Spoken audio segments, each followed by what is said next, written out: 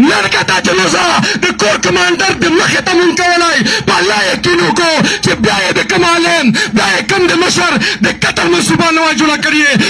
زه به مونږ شاکر صاحب درود احکام زه به په حقانیه کې د شهدا وینا درود احکام زه به د ګیلمن وینا درود احکام حکومه کمې آخري مړی به وي کور کمانډر ته یم لکه څنګه مفتي صاحب ته لیټر میلاو شوی دی نوټس میلاو شوی دی قسم مې د پښتو وي چې داسې ماته میلاو دي او قسم ځکه یو ګل مې نم ګرځوم په الله مې یقین دی او دغسې به مرم خو یوه خبره یې څه کوي وه څوک دې موږ سسي چې دا د موږ کور کمانډر دفتر ته وړو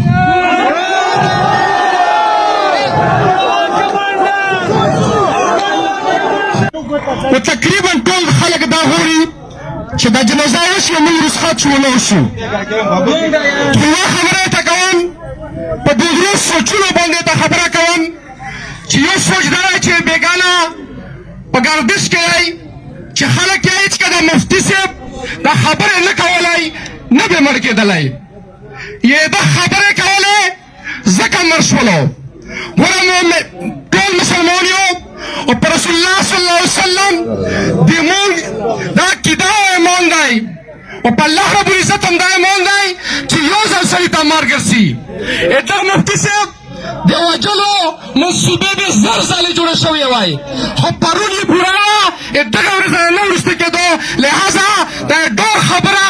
بلکل ذهن نه وباسو چې خبره وکړې مړ کېږي به ډېر خلک غلي وو خاموش وو نن په بیرو کې پراته وي دا د ذهن نه وباسو دا بزدلي ده ګرمان مظاهره وکړو حق ته حق یایو ظلم ته ظلم یایو جابر ته جابر یایو د مفتي صاحب په مرګ خفګان یو طرف خو چې نن زه دې ته وکتم ودرېدم او د سرونه مې ولدل زه بل ځل خفه شوم بېګا موږ فیصله کوله چې دا قتل چا کړی وای دا خون چا کړی وای دا دماکه چا کړی و دا کور کمانډر کړی و موږ د مفتي صاحب دا جنازه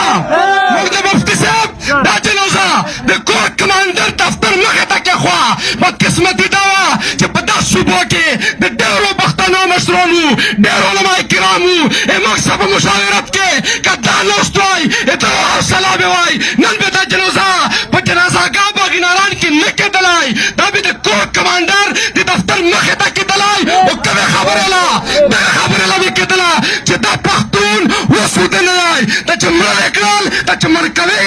په جوماتونو کې علما کرام په حجرو کې مشران سیاسي مشران دا کور کمانډر کوي دا HFC کوي دا آرمي کوي دا انټلیجنس ادارې کوي او بله خبره دا کوم ګوره بله خبره ده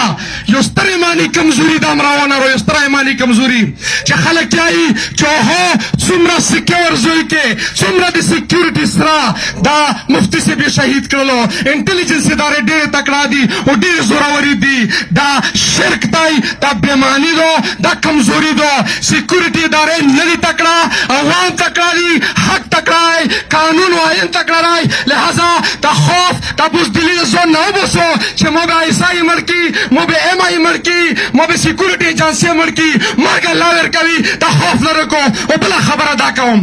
چې آیا جنازه ودرو سلام کوو چوټي کوو او بل ځله به د بل مشر د جنازې انتظار کوو دا ټیک د پښتنو سوچ جوړ دی دا ټیک د تو سوچ جوړ دی ځکه بیړه کوې چې جنازه وکړه ځکه په غوسه یې ځکه بور شوی یې چې یا چې زر جنازه وکړه چې سم اوی کومه بچو غم وکړو تر کومه پورې به دې وژني تر کومه پورې به دې ښخوي تر کومه پورې به داسې سر چټوي فیصله وکړو فیصله نن که دا جنازه د کور کمانډر د مخې ته مونږ کولی په الله یقین وکړو چې بیا یې د کوم عالم بیا یې کوم د مشر د قتل منصوبه نه وه جوړه کړې خو بدقسمتي څه ده بدقسمتي دا ده چې دلته د موږ سبې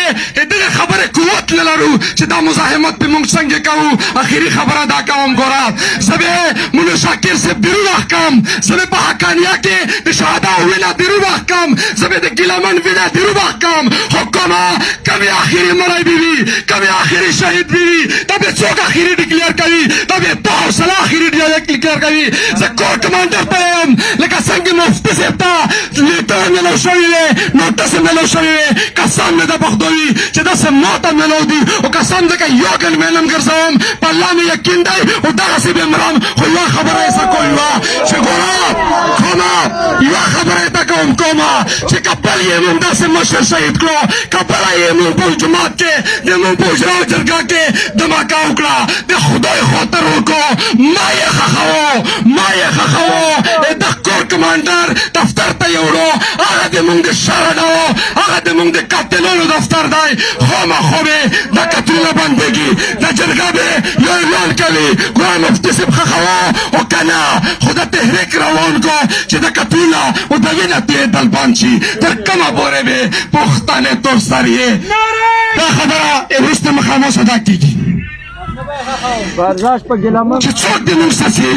چې دا د موږ کور کمانډر دفتر ته وړو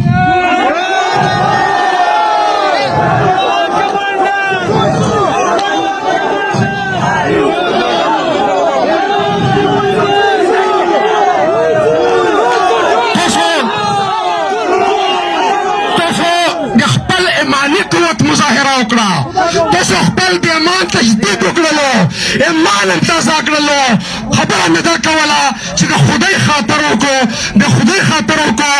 مذهبي اختلافات مسلکي اختلافات سیاسي اختلافات ټیکټاک په سینا کې دا اور باندې چې مفتي سیاسي مخالف و نظریاتي مخالف نه و مسلکي مخالف نه و خدا سوچ تو ګمراه کوي دا سوچ تو بزدل کوي لہذا مسلکونه مذهبونه اختلافات دا پریو او چاچو پا کوری که جنوزا اوچاتا شوا زه خاموش یم دا د ما ایمانی کمزوری دو دا ریاست چې زه یې پرانه یم زه یې صفتونه کوم دا مو ویژني څوک مې نور ویژني چې که د کم قاتل د کم مقتول قاتل نه ملو هغه ریاست قاتلي لہذا دا ریاست دا ادارې دغه وینې قاتلانې دي لہذا چې کومه د جرګه فیصله وکړي جنوزې نه پاس د کومې منصوبې او د کوم پلانینګ فیصله وکړي مونږ ټول وسایو انشاءالله خپل سرونه به ورکوو او دا مخکې بیایو